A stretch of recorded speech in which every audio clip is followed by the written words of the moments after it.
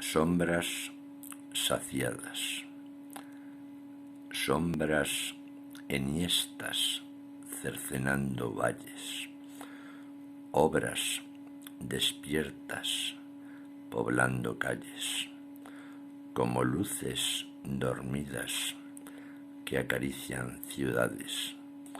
como cruces vendidas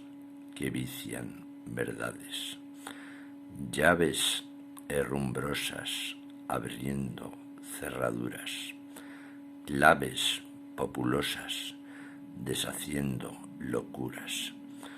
como soluciones de días pasados,